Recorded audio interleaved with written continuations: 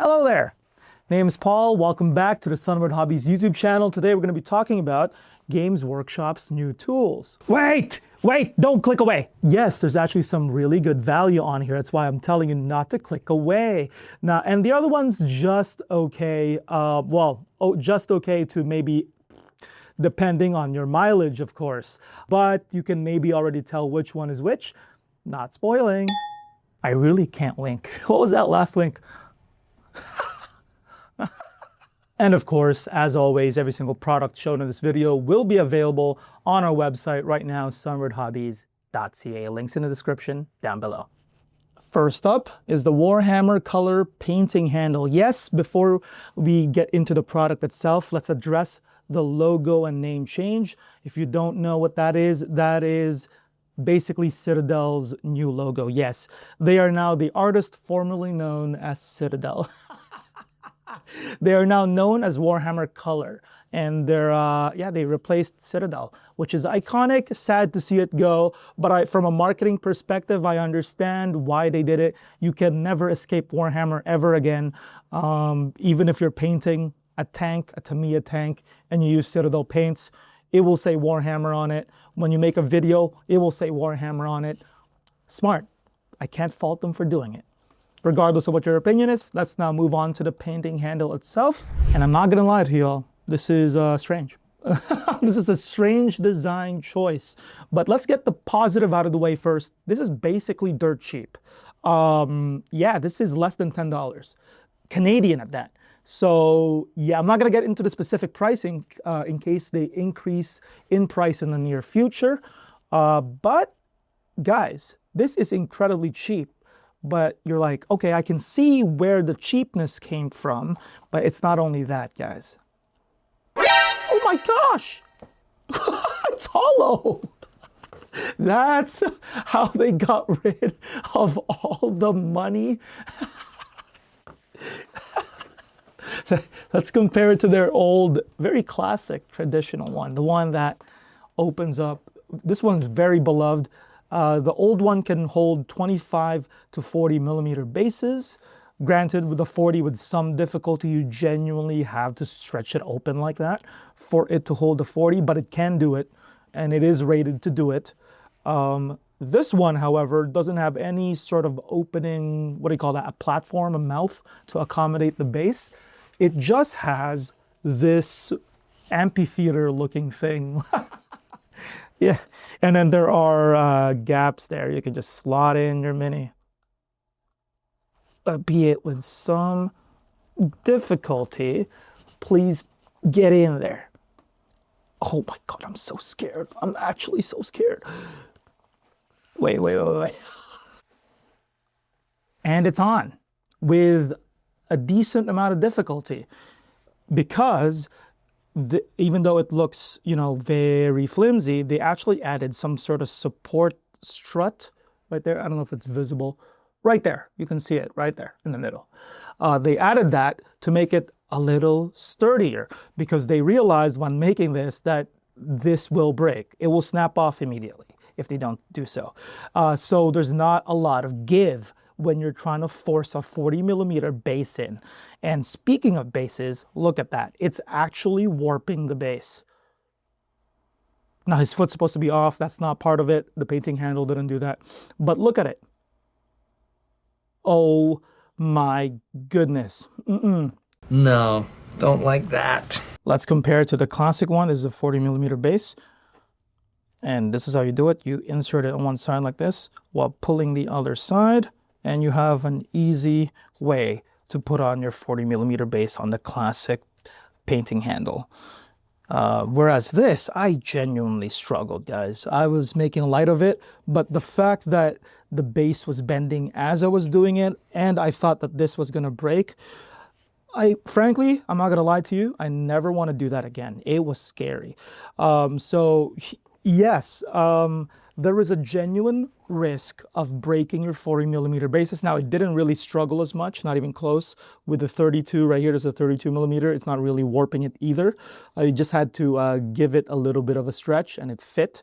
Also, you can fit it deeper and then raise it up right there at the very top lip to hold it. It'll make it easier for you to put it in. But at the same time, doing that will force to hold it in an angle like this for it to look straight, which is strange, to be honest. I don't know. But that's... It's a compromise for sure. This is a compromise of a product. People have been asking for a cheaper alternative to what, in my opinion, was an okay product in terms of pricing already. But they're like, okay, we'll give you what you want. But the monkey paw closed and they got rid of the sliding platforms or whatever, the holders, and they hollowed it out. I guess there is another positive in that it has a thicker neck. I've heard that this old classic painting base, over the course of years of leaning against it while painting or consistently dropping it, that this is a snapping point that can crack and eventually break over time. I've heard this multiple times, but again, that's over the course of years. And I guess they solved that problem with the thicker neck here.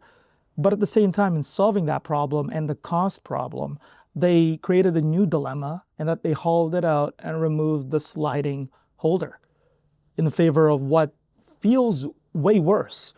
So I guess if truly money is your only concern, this is a net positive for you. It can hold 25 to 40 millimeter bases. 40 millimeters have been gaining popularity ever since Games Workshop have been continually updating a lot of their older miniatures, especially the Space Marine officer ones. At the same time though, I don't want to feel uncomfortable ever again like that. I thought I was going to snap one thing or another. So yeah, I guess a 5 out of 10 for me. What do you guys think? Did you guys really think that the product worth your money and time is the painting handle? Come on. It's this, obviously. The tool set, the delicious looking tool set, which by the way, is only $20 Canadian. $20 Canadian. Around there, essentially. Again, I'm not going to get into price specific things in case it increases, but it is in that ballpark for what is essentially a really good nipper for the price and a mold line remover, which, especially if you work with 3D printing, resin, or even some older plastic kits, is a godsend. Let's check it out. I just realized I didn't say the name of the product. It's tool set. That's it, aptly named. And out comes the nipper and the mold line remover, again, for around $20. That is crazy. Congratulations. Congratulations. Congrats. Congratulations. Congratulations. Congratulations. Congratulations. This is a W offering so big, I had to do an Evangelion reference. Do you know how historic this is? It's Games Workshop we're talking about. Notorious for having pretty decent to good products, but pricing out of this world. But the fact that it is $20 Canadian, around there anyway, again, I'm not saying the exact price, is insanity. A precise nipper, let me just nip it right there, actually. Very heavy duty feel, very rugged. It doesn't feel cheap. It doesn't feel compromised. It doesn't have any terribly, skinny springs that even for like $60, $70 nippers can, if you stretch it open like that, just pop out and then you're screwed. You have a useless nipper. No, it doesn't have anything like that. A rugged design for a rugged and very durable nipper. Well done, Games Workshop. This is crazy. And of course, you have the mold line remover, and that is just the cherry on the cake here. Now, I don't have any resin on me to demonstrate it or any obnoxious mold lines, but they are absurdly useful. I would have preferred a tiny file instead, but I understand why they didn't want to do it, because mold lines are more inoffensive to even plastic miniatures compared to files. Files, even the less gritty ones, can ruin miniatures. I'm talking specifically about metal files, by the way. So if you have just the normal thing where you just sand off excess like that, I do not recommend metal files. Just use sanding paper or a sanding pad or whatever. But the fact that they included this as a bonus, yeah, I don't care that it increases the cost of the set by like $4. It's worth it. This is $20, guys. Again, I'm going to keep repeating that. Well done, Games Workshop. Well done. 10 out of 10. No notes. Seriously, this is inoffensive. It's beautiful. Let me just show you an in-depth look at the nipper and its construction. Very nice. Very, very nice. It's not going to be the sharpest, but for what is essentially a $15 nipper, it's pretty damn good. And it also is quite ergonomic. It's not huge either. It's perfect. And we have the mold line remover. Just one last look. Wow, perfect. Congratulations. And yes, before you comment, I do realize what I'm saying, but there is a reason for that. Mold line removers are more effective on resin just because they have a lot more seam lines, typically speaking, compared to your average modern model kit. Though, of course, if you own a traditional older model kit from like the 70s, 80s, 90s, those have a lot of mold lines too, so they're effective there as well. Of course, I realize that an actual dedicated file is better on resin, especially removing those very thick gates.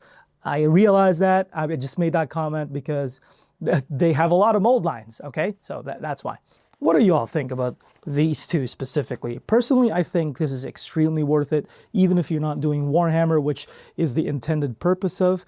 Is this still useful to you? If you do tanks, useful. If you do 80s, 90s, and 2000s cars from, let's say, AMT, they have a lot of mold lines. This is useful too. Anything in between, it's useful. And for Warhammer. This one, however, it's cheap. I don't know if it's worth it though, even at that cheap price point. Probably not. The uncomfortableness, again, just to reiterate that, I thought I was going to break something, either the base, the supports, or both. I never want to feel that way ever again. I paid for those minis. That's not the minis I showed, the Custodes ones, those were mine. I don't want to break the bases, not when I've already cemented them on it. So yeah, I never want to feel that way again. So personally for this one, probably not.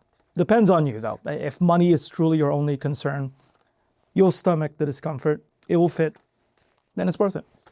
Well, that's it for me today. Thank you guys so much for watching. Down below in the description are direct links to not only the products, but also our real-time inventory, sunwardhobbies.ca. That is our catalog, and sign up for anything out of stock. When it comes in, the website lets you know. Also down below in the description are direct links to our social media platforms. Literally, we're active on all of them.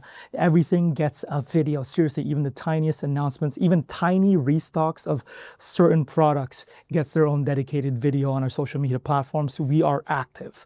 So yeah, follow us there. And of course, how can I forget, but like and subscribe.